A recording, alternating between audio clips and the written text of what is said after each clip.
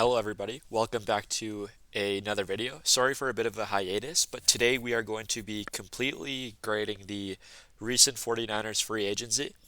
And next up we are going to be doing a mock draft with the recent moves. Anyways, though, I think that this free agency period was kind of a breath of fresh air for the San Francisco 49ers. It seems like their front office was a little bit more attentive to how some teams were improving last year, specifically through free agency, and specifically teams like the Seattle Seahawks, as well as the Dallas Cowboys, just to name a few. And honestly, I think they've had one of the better free agencies out of any team. Of course, the Raiders have had an excellent free agency, picking up some key pieces. The Chargers have kind of had a sleeper free agency as well. Other teams like the Commanders kind of started cooking in the latter days. But yeah, and to rank these free agents, basically we're going to be on this website. If you guys haven't seen it, it is Tier List Maker. So I have every single player here. And by the way, I included special teams as well. I won't be providing a huge analysis into those moves. Anyways, though, our top row here, which is the S tier, is home run. So these are explosive players or just our home runs of free agency that will make a tenfold impact on the position and can really elevate either a whole offense or a whole defense. Next, we have immediate firepower and positional impact. These are players who will come in and elevate their positional group as a whole and just be seen as a very good pickup right now, but also during the season. And when we look back at the season, we can say that they were, pivotal in giving us a chance at making a run or whatnot, however far we get in the playoffs or potentially even to the Super Bowl. Next is a good signing. This is a signing that, addresses a positional need, and they will be a starter or a rotational piece. And, you can expect the production, the type of production you're going to get from them. But again, it's not a bad move. You're not overpaying for these players. And interestingly enough, free agency is weird because a lot of the times you will tend to overpay for players. I don't really think the 49ers did that at all this offseason. I think they got very valuable contracts, and what I mean by that are very team friendly contracts. I mean specifically Mike Evans, that was awesome. And then we have depth piece. That simply means they're there for depth, and if a starter gets injured, this player can step in. And then my last here is why. This is just why would we sign them or potentially re-sign them. Anyways, though, let's get right into it. Probably the biggest, most talked about signing is Mike Evans, and I'm going to put him in the home run tier, and I'm going to explain why. I really do think this is a home run swing, and I think it's one of the more fascinating moves of the entire offseason. I think a lot of fans at first thought we were going to get Alec Pierce, and then it slowly fizzled out that idea, and then it turned to Romeo Dobbs, who I quite liked. I never thought we were really in the running for Wan'Dale Robinson. But then we signed Mike Evans. And in 2025, of course, Evans dealt with injuries and put up a quieter year. He had roughly 30 catches for something like 350 yards and 3 touchdowns. But if you really watched the tape or followed media discourse and discussion, the takeaway isn't that he's washed. It was more that he was just playing through small aggravating things, and he still commanded serious defensive attention this past season. He has had a little bit of a lingering hamstring issue, which has kept him out of a couple games in the last 2 seasons. Before that, he was pretty much injury free, and I mean, that is evidenced by him being a receiver who has had 11 straight 1,000-yard seasons to start his career, something that only our franchise own Jerry Rice could equate to. And I mean, in general, man, this is one of the best contested catch players we've ever seen. And I saw a lot of discourse on 49ers Twitter about Mike Evans not being a true field stretcher, and I completely disagree. I think that is primarily what he's been doing his entire career. Don't get me wrong, he's an excellent possession catch receiver. He can run the whole route tree. And while he's not a true vertical threat, like someone like Alec Pearson this offseason. He doesn't have that speed. He is a deep threat. I absolutely truly believe that. I mean, he has elite ball tracking. He has a ridiculous catch radius. He has strong physicality at the catch point, and he's still one of the best red zone weapons in football. And I think that is something a lot of fans are overlooking. When you think about the 49ers red zone efficiency the last 2 years, it has been a tiny bit inconsistent. This year was certainly better than 2024, but it primarily really only runs through CMC and George Kittle. You know, those Texas or option routes for CMC and those kind of quick out routes or in routes from George Kittle. Of course, Jawan Jennings demands some attention in that aspect, but really filters through those two players, and Mike Evans will completely change that. And then in terms of fitting in a Shanahan offense, I think it's really interesting because Shanahan's system is built on separation and strong yak, which is um, specifically for strong yak. It is not something that Evans brings a lot of, but I think he can really thrive in terms of separation. You know, that was really an issue throughout the season in 2025, especially in the divisional game, is our receivers couldn't get separation. But I think Mike Evans will bring that separation, and he'll also bring that timing aspect as well. When you think about Brock Purdy developing a connection with Jawan Jennings, a lot of the times he would kind of float balls in the middle of the field over defenders' heads. Jawan Jennings is 6'3", Mike Evans is 6'5". So that timing and rhythm, Brock Purdy can potentially find a more reliable target in Mike Evans in that regard. And I think that is something that's going to be really awesome to see in this next season. And ultimately, you know, he's not going to be your hugely consistent separator anymore. Um, at this stage, he's not going to create, a ton of space. However, he will win through his physicality, not his quickness. And again, um, Shanahan offenses don't typically rely on contested catch guys. We have seen that, but Evans really adds something that they've never had, which is a true X receiver who can win with outside structure. On third down or in the red zone, when timing breaks down, Evans certainly is going to become Brock Purdy's bailout receiver. And I think the biggest thing here that makes me put him in the home run tier is that he is on a 3-year, $42.5 million deal with $16.3 million guaranteed. Again, an extremely team friendly deal, practically a 1-year deal when you look into it and the incentives and whatnot. And man, I think that this is honestly one of the best moves I have seen in the last couple of years. In terms of we're adding a new dimension into the offense, and it's just really a ceiling raising move. I don't have enough praise for John Lynch for this move. Next, we're going to go to our big defensive move, and I'm also going to put this in as a home run because you don't find too many pass rushing specialist at the nose tackle position, specifically in free agency. John Franklin Myers was the big one, and we got the next best guy who I really didn't think would get shipped, but I guess I was wrong, and it is Osa Odighizuwa. This might honestly be the most impactful move they've made, even if it's not necessarily the flashiest. I do think it's flashy, though. When we think about our defensive line, of course, we invested in Alfred Collins and CJ West last year.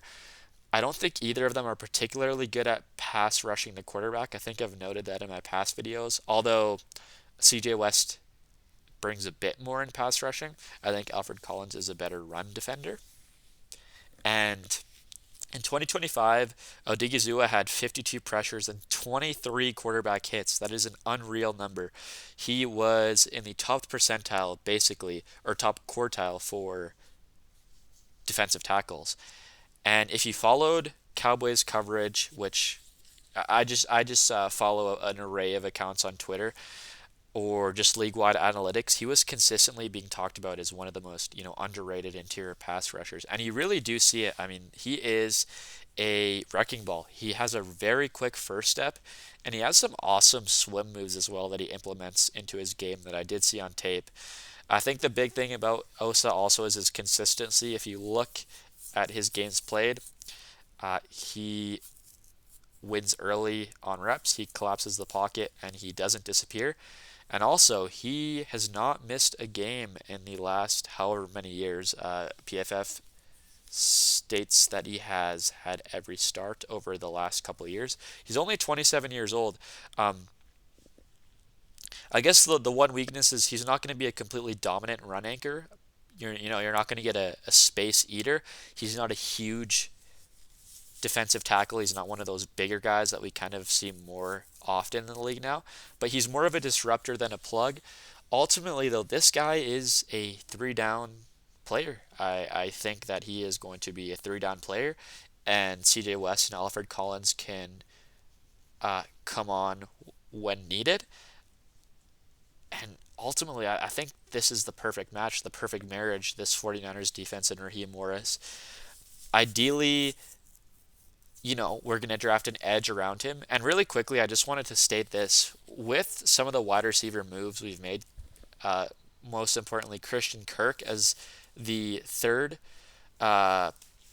receiver, I don't think it's so far-fetched to grab a wide receiver yet. I know a lot of fans are saying we're not going to grab a wide receiver anymore, and I think there is some merit to that. However, I wouldn't be surprised if they go for a wide receiver in round 1 or round 2, specifically one of those around the line of scrimmage guys or at the line of scrimmage kind of gadget or separators, players like Casey Conception, Omar Cooper, or Zachariah Branch.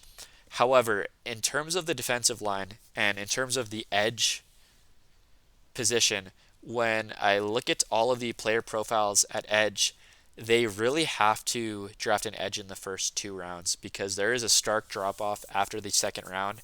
There are a lot of great edges in round 2 if they don't go in round 1. Think Derek Moore, Joshua Josephs, Romello Height, among a couple of others. But after that, man, there is, like I said, a big drop. I think there's one guy that I like in round 3, and that's going to be Mikhail Kamara out of Indiana. But I just wanted to note that. And back to Osa Odighizuwa, just some concluding thoughts. The 49ers don't want guys who just sit and absorb blocks. Of course, they want penetration, they want chaos. Last year, their biggest issue, as we all know, was getting to the quarterback. They had the lowest sacks in the entire league and the lowest sacks on the interior as well. So, yeah, quarterbacks were allowed to step into clean pockets, and I think Osa fixes that. I think he can get after the quarterbacks. They have pressure coming from both the inside and outside. Nick Bosa hopefully will be at his full potential. Osa Odighizuwa will be healthy as well, and hopefully an edge rusher on the other side to replace Bryce Huff. And man, that's how elite defenses are built. We can form a very strong front in that regard. And this is a foundational defensive move. That is my kind of full opinion on it. And we got this guy we traded for him, so we acquire his 4-year, $80 million contract, but I think he is more than worth it. Now for the next guy, one guy that I'm really, really excited to talk about, and a player that I think is needed, and I'm really glad we addressed linebacker, because that was a position I kind of thought they would maybe look to in the draft after the first 2 rounds, but with this move, it saves them from going in that direction, and it allows us to really go after foundational pieces and positional needs like safety and left guard in the draft. And it is Dre Greenlaw. He is certainly a immediate firepower type of move. He is one of the players where the conversation around him in 2025 was almost entirely about one thing, and that was health. Because when this guy's on the field, there's really no debate. He's one of the best linebackers in football. You look at PFF, they certainly back it up, but also just any advanced analytics ranks Dre Greenlaw objectively in the top 10 of linebackers. And this guy is also just a player who brings the vibes to the locker room. He has great, you know, pregame speeches. He fires everybody up. An excellent run defender, excellent tackler, very physical, is pretty good in coverage, pretty instinctual. And it seems like when he's paired with Fred Warner, they just feed off one another. You know what I mean? Fred Warner is your do it all linebacker, and Dre Greenlaw is just his, the Batman or the Robin to the Batman. Um, in 2025, of course, as I mentioned, he barely played due to injury, and you could feel his absence on the Broncos defense. I think a lot of Broncos fans were surprised that they took Alex Singleton over Dre Greenlaw, and that should show 49ers fans how much Dre Greenlaw is valued. Um, and when he was off the team this past year, the 49ers just didn't have the same physicality or speed at the second level. We were constantly switching through linebacker rotations. D. Winters filled in the linebacker 2 role very well, I would say, to start the season, and then he just completely fizzled out. Specifically in pass coverage, he um, just kind of weirdly deteriorated in that regard. And then Tatum Bethune stepped in, had a great couple games, and also similar to D. Winters, kind of fizzled out as well. But the thing about Dre Greenlaw is he has that elite sideline to sideline range. He can chase you down. He can chase quarterbacks down when he's rushing. Like I mentioned, instinctual, a physical tackler. He will give you some of the hardest hits you've ever seen. And he just brings that emotional edge that is much needed on this 49ers team. Again, this past season, it seemed like they lacked that a little bit. There were a couple of guys that brought that juice, that edge emotionally. Think Upton Stout. But, Dre Greenlaw is certainly going to be a trendsetter. Again, this all hinges on his durability, and that's not a small thing at this point. Although it's pretty interesting, I was listening to Richard Sherman's podcast the other day, and he mentioned that he didn't feel like himself again until 2 years post-injury, and Dre Greenlaw will be 2 years post-Achilles injury at this point. And man, I'm just really excited. Again, he's the perfect fit in this defense. The 49ers have always really relied heavily on, fast reactive linebackers.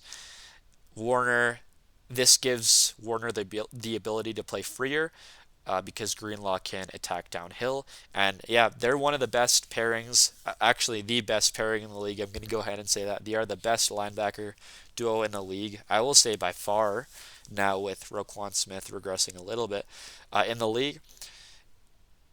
And I think the best thing is they brought him back on just a 1 year, $7.5 million deal. You could argue it's high risk, but I think it's a higher reward deal. And yeah, certainly he's going to bring that immediate firepower.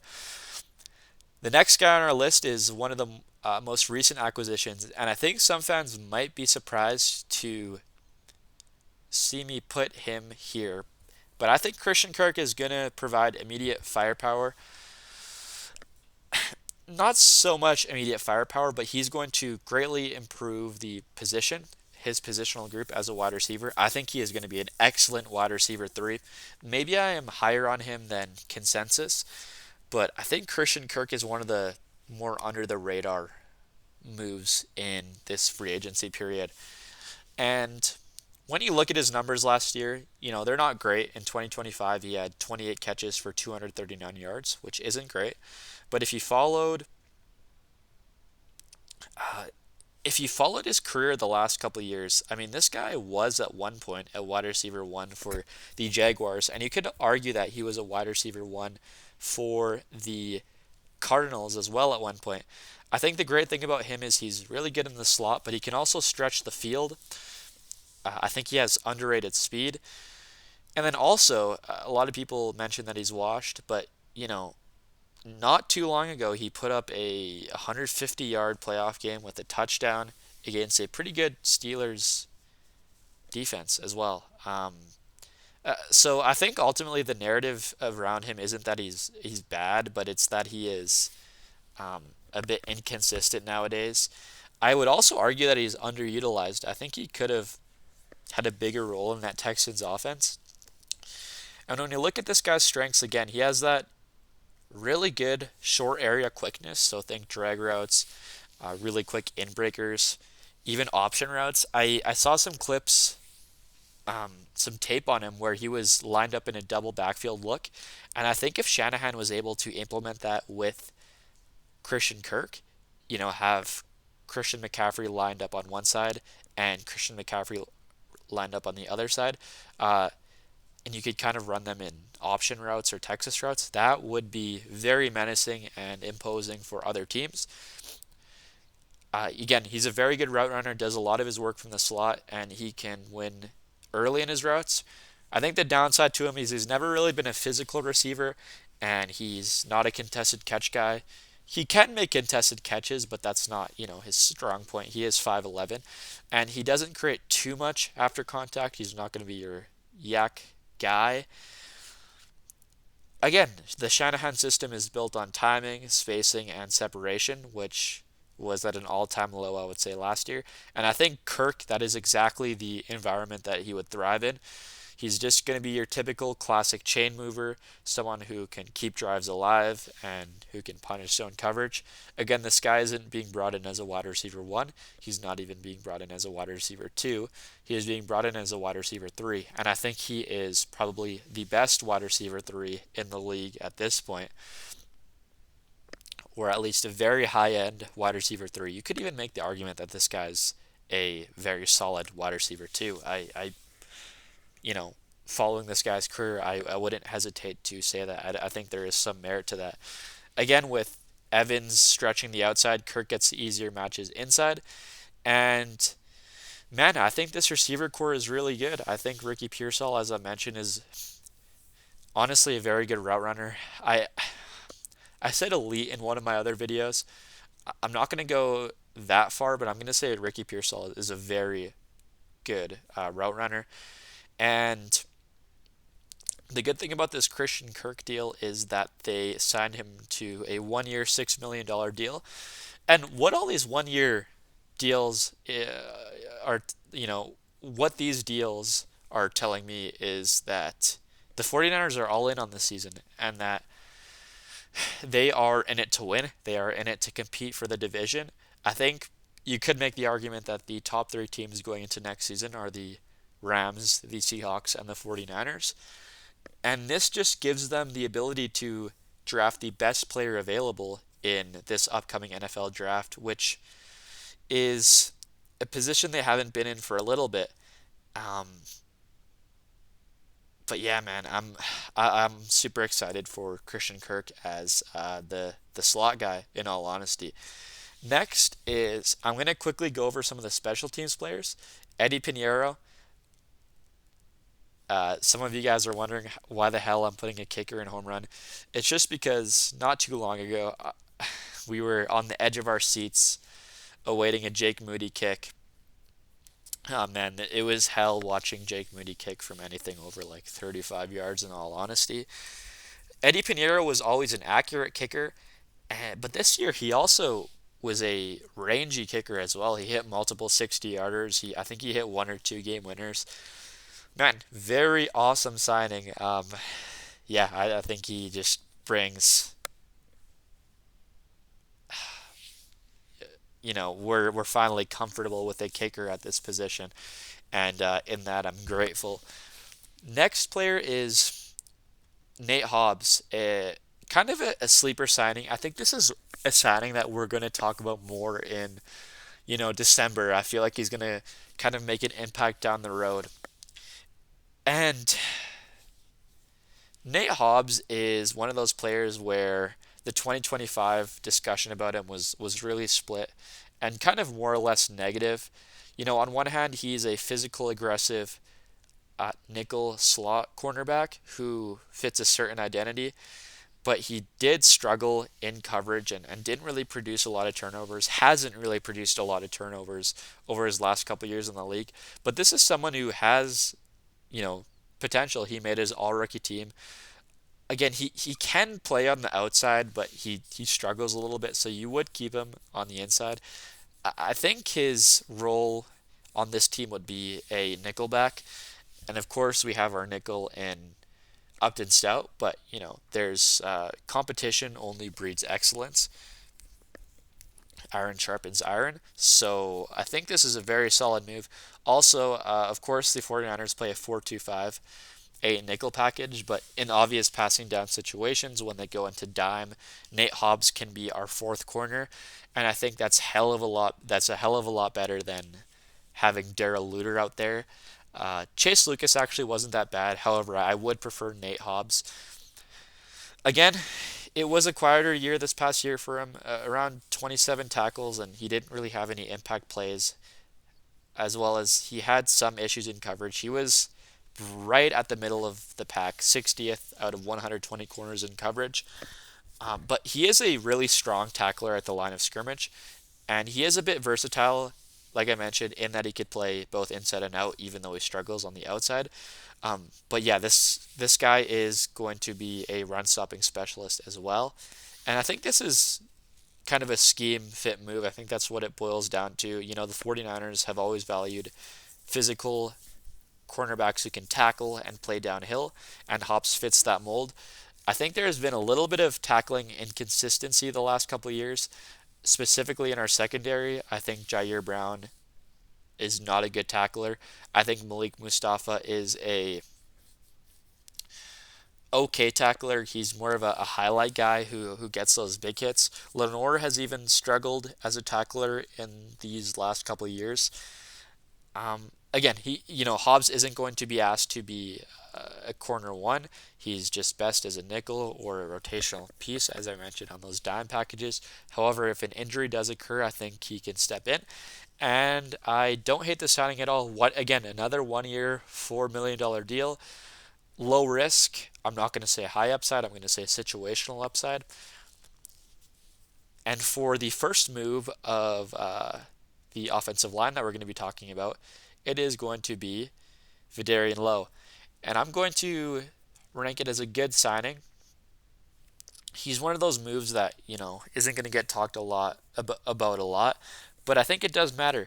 In 2025, he showed that he could step in and be a competent swing tackle, and that is his true value. He is going to be our swing tackle, which is huge in today's NFL where offensive line injuries are inevitable. He stepped in and he played, all things considered, pretty fine. He was also middle of the pack as a offensive lineman, and I honestly like this move quite a bit. He's 6'6", 320, so he has a solid frame on him. He only had one sack allowed this past year on 320 offensive snaps. He's not going to be a big penalty guy. Also a better pass blocker than a run blocker, which I think this offensive line needs. And, again, he's versatile. He was moved around on the Patriots offensive line, has that good size. He can play both tackle spots. God forbid Trent Williams gets injured. I think the 49ers will sort a contract out with him. I think they have to at this point, especially considering it seems like they're going all in. And again, he has solid pass protection in spot duty. He's not going to be dominant in your run game. He is a little bit below average in run blocking, and he will struggle against, the very elite edge rushers. When we think about his fit in Shanahan's offense, the system relies on offensive line cohesion, solid movement, and specifically outside zone blocking. Thinking about those outside zone runs as well as those crack tosses, and having depth that understands those assignments is critical. His deal was 2 years, $9.25 million, but they only have guaranteed him $5.75 million. So it's a quiet move, but it's necessary. And I actually do like him as a offensive lineman. I think this guy can be a starter on a lot of teams in the NFL. Anyways, yeah, just a extremely solid signing. Again, quiet but necessary. That's how I would just define it. And up next, we have a guy who showed out last year, and it's going to be Jake Tonjes. And the reason I'm not putting him in as a depth signing is we tendered him, so he's on a 2 year, $8 million deal. but he showed that he can step in, and he developed a lot of chemistry with, Mac Jones, Brock Purdy. There's actually a lot of value here. He's not just a receiving threat, but he understands the system, and he's a willing blocker as well. He gives you effort, also has that familiarity with the system. He's not going to be your hugely athletic receiving tight end, but again, last year he showed he can make some uh, excellent plays. He found soft spots a lot, became Mac Jones' primary target, uh, developed a rapport with Brock Purdy as well. And I mean, again, when George Kittle was out, honestly, sometimes you wouldn't necessarily even notice because Jake Tonjes played that good. He was also a red zone threat, 5 touchdowns in limited playing time, including that one against Tariq Woolen in Week 1 where he snagged it out of Rick Woolen's hands. He is an awesome player. Shanahan does like using multiple tight ends in sets, and I think Tonjes structurally helps that. And in the case where George Kittle maybe is not good to go at the start of the season, you slot Jake Tonjes in, and I think you just roll with it. I think it's a very good signing. It's not going to be necessarily a high upside signing, but it's, as I mentioned, it's low risk and situational upside, kind of similar to Nate Hobbs in that regard. Next is Patrick Taylor, our running back. This is probably the least talked about move. I mean, not much to say here. He is going to be your depth piece. We have Christian McCaffrey, Isaac Garindo, Jordan James. I think Jordan James is RB2 at this point. And Patrick Taylor is just filling in case any of those guys get injured. And that's, very valid because CMC has a big injury history. Isaac Garindo has struggled to stay healthy, not this year, but the last year. Jordan James was held out with a nagging injury to kind of start the season. And the one game that Patrick Taylor played on the Niners, I believe it was last year. It could have been the year before. He had 100 yards on like 15 carries, 6.5 yards per carry. So he is your classic Shanahan running back depth piece. Um, he's reliable, physical. He's not going to be explosive. He's actually a pretty good pass protector if you watch some of his tape, and he's a downhill runner. He won't give you that burst or big play ability. He's just going to be your consistent player, not flashy, but a functional depth piece. And he does play a little bit of special teams as well. So that is going to be important. And I'm going to put Sam Okawanu as a good signing.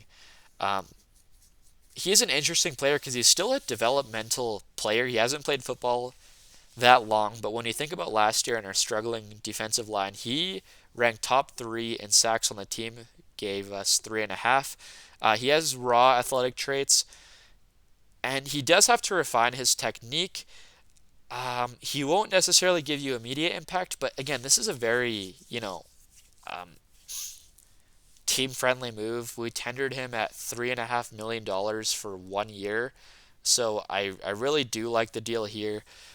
He is going to be a substitutional edge rusher, assuming that we draft an edge. He's not going to be someone who starts, at least I don't think. And yeah, man, I think this is a solid signing. He, again, proved to be very valuable last year, and he's still young, so I think, with some refinement, I think he could become like a, 7 sack a year guy potentially. Maybe that's on the high end, maybe 5. Um, yeah. Next is John Weeks. I'm just putting him at good signing. I don't really know where else he would fit. He's a long snapper, so not much here. He's just reliable. He's consistent. A veteran presence. The dude's 40 years old, but he made a Pro Bowl last year. Him and Eddie Pinheiro seem to have a um, they have very good chemistry, and he's just exactly what you want at the position. We signed him to a minimum, 1 year deal around $1.5 million. So there is that. And we are next going to look at Luke Gifford, who is an interesting player because he's our special teams ace, and I'm really glad we signed him. I mean, when we think about our special teams, they completely transformed from 2024 to 2025, both on the returning end and on the defending end. And he had 20 tackles in 2025. He has a strong motor. He is a great tackler and has just those strong special teams instincts.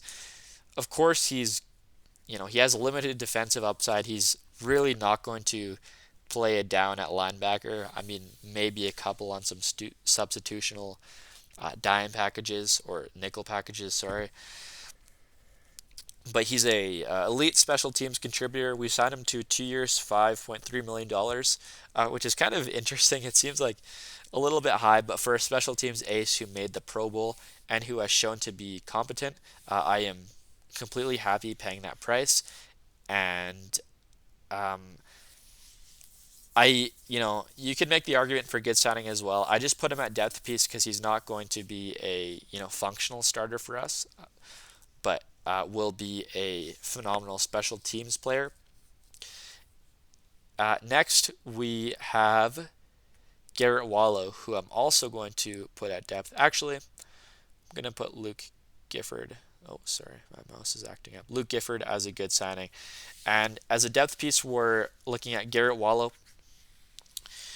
Um, he actually had a couple games towards the end of the season where he filled in and was next to Eric Kendricks as a linebacker.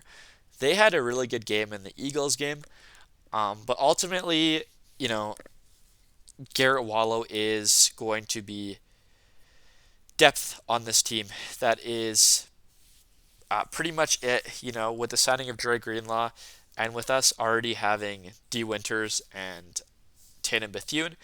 Garrett Wallow, he is just going to be someone who is a depth piece, who has familiarity with the system, who also can play special teams, but, will have just that minimal defensive role.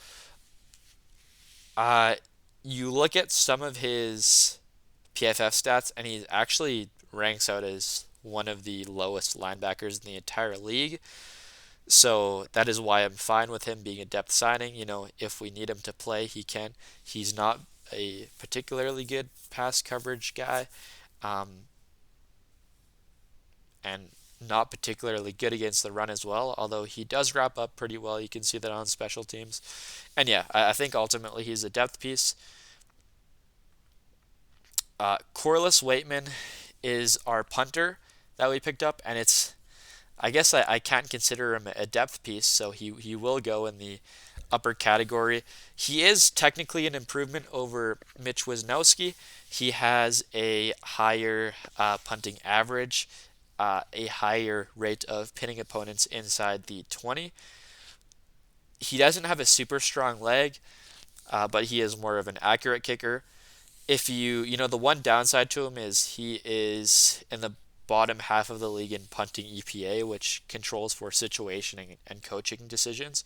It's one of the better advanced specialties metrics. So ultimately, I think he's going to be a good signing.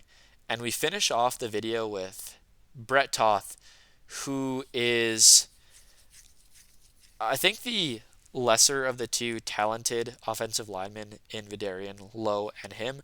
He is ultimately just going to add interior offensive line depth. The thing is, he is versatile. He has played games at multiple positions. He just has limited starting level ability, but he does bring that flexibility, which is good. I think that he is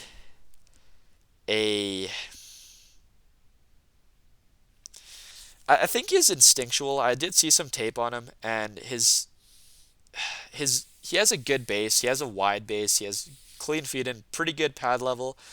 Um, I think he moves his hips pretty well, and like I said, instinctual. Like I did watch some tape on him where he's alert to the stunts, so that's good. But if you look at the metrics, he all in all isn't that great. However, again, we're just bringing him him in for depth, so I guess I can't complain too much in that regard. He is still 29 years old. He has a good frame, 6'6", 304. And if you do look at PFF, he is certainly a better run blocker than a pass blocker. Actually, one of the highest rated run blockers in the league, but that is on limited snaps. And ultimately, I think that if need be, he can come in and fill in for a couple of games, and this move will be seen as overall positive. Ultimately, though, guys, I do appreciate you watching this video. Sorry, it took a lot longer than I thought to get my thoughts out on every player. I thought this video was going to be around 30 minutes. Anyways, though, expect my next mock draft out where we will focus on drafting an edge in the first 2 rounds, as I mentioned. Probably not going to touch wide receiver. At least, certainly, I won't double dip. But yeah, expect that video soon, and I appreciate all the support. The videos will start to ramp up now that draft season is really close. It's around the corner. So yeah, see you guys in the next video, and thank you very much.